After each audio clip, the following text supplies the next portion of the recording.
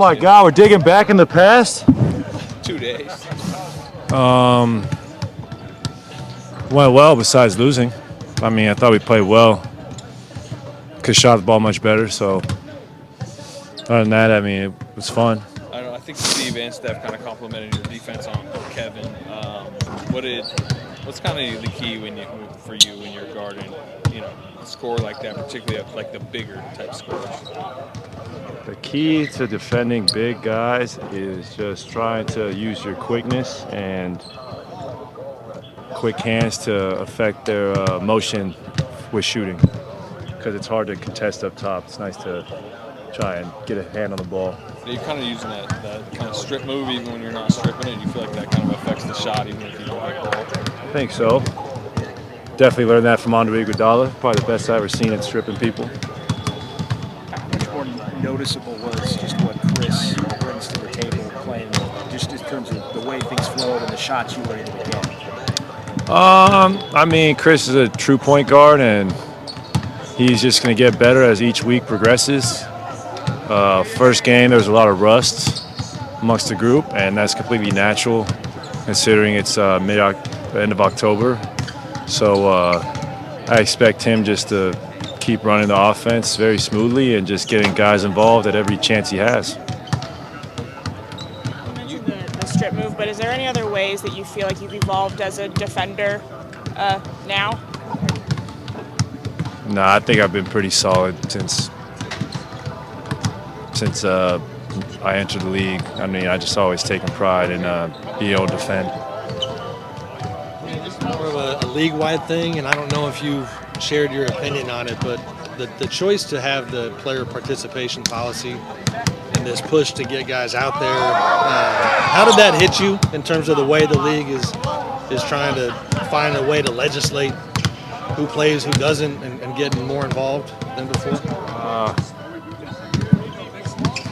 I mean, it didn't hit me that hard. I've always personally tried my best to be out there as much as I can. And on top of that, I think it's good for the consumer to see stars out there on a regular basis. I think the league has realized that, and hopefully going forward, there'll be more star participation because it's a star-driven business just like any other entertainment industry. Klay, And Steph was the one who talked about how a lot of times it's the team-driven decision, right? That the public ends up blaming you guys.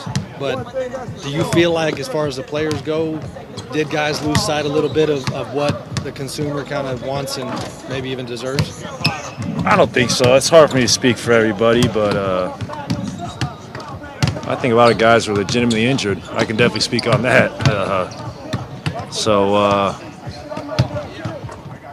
Yeah, I mean, I get where fans and the league office are coming from because you want to see his game play at the highest level.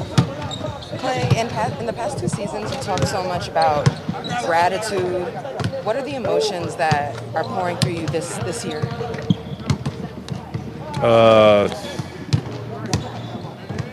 I would say just a lot of what's pouring through me. Probably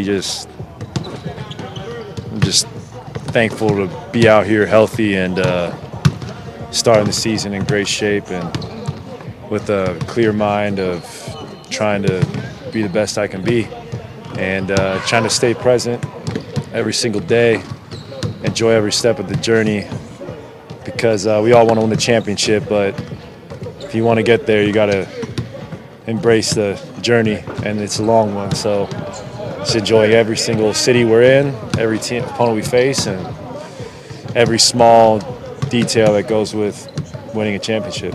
I guess what I'm curious about is the transition from being a player that's coming back from injuries to like, I'm here, I'm back, you know? Yeah, I think I've been back. I think I established that I was back.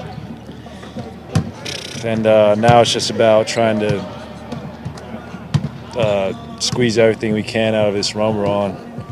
And not being content, obviously. We know we've had great success last decade as far as winning championships, but when you have a chance to win more, you don't want to leave any regrets on the table. And for us, it's just about playing hard, playing together. If we do those two things, I mean, I like our chances to win. The last one, just what are you trying to like pull out of yourself? Yeah. What do you feel is possible for you? Just to have a great year, build on last year. I mean, I did some really great things, even surprised myself. So just do that consistently instead of like taking a month or two to be great.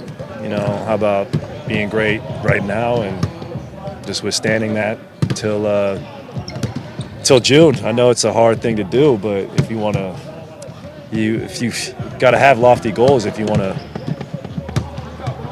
get the most out of your ability. I know that we talked about an extension being a possibility for you during the preseason. Season started, you didn't have a deadline, but do you view those talks like tabled for the season? I don't know. I'm focused on just the daily dedication it takes to do this job. I'm not really worried about extension right now. That'll all play itself out. A lot of athletes, though, I know, do, because of what you're saying, like, you know, that is almost why they put an artificial deadline in the regular season. Yeah. Do you feel that a little bit, like, you know, because you don't want to think about it? I just don't want to think about it. I don't like thinking about it, and Will you savor I don't like thinking about it. Will you savor this season more just in case? Oh, yeah. Just in case, you know what I mean? Oh, yeah, I know what you mean. Okay. Oh, yeah. You never know what's going to happen. So, yeah, I'm going to savor this as much as I can, especially in this uniform. I was here before it was sweet. Before it was 4 championships, 23 wins. I was here building the foundation. So, yeah, I'm going to savor it because everyone around the world thinks it's sweet when they look at Warriors, but it's not always been like this. So I'm going to savor the heck out of it. Got a couple back-to-backs coming up. We were talking about the player participation, all that. I mean, I know you did play some back-to-backs late last season. Do you know if the plan is to... Oh, that's the plan. I'm playing as many games as I can. Hopefully, that's toward the 70s. That would be a goal of mine. 82 might be hard, but shoot, why not shoot for high 70s? I mean, I'm healthy, the healthiest I've been in so many years, so I'm just going to do everything I can to play as many games as possible. I try to make up for lost time. What does CP3 do adding to that mix? I mean, he's able to control the game. I mean, he's done that for so many years in this league, and just gives him another ball handler, another guy that can create his own shot and create shots for others. So I think it just adds to the dynamic of their offense. And also, congratulations on the deal. I'd love to know, how did that kind of come about with Steph? Is that something that you approached him, he approached you?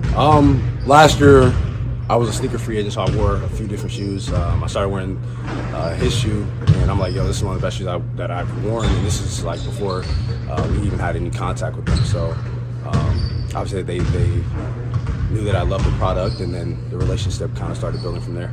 Does the fit of the ankle braces play a part at all?